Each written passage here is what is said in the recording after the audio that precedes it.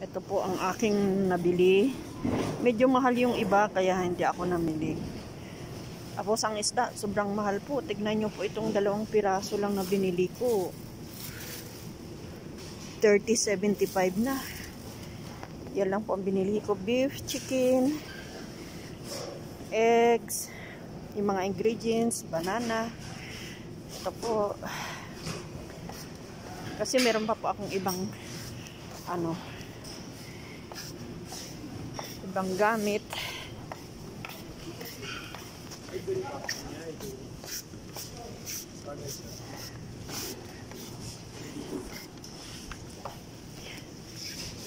Kaya ito, uuwi na ako. Tignan nyo po ang asukal nila, oh. Tambak 1+1, ano lang.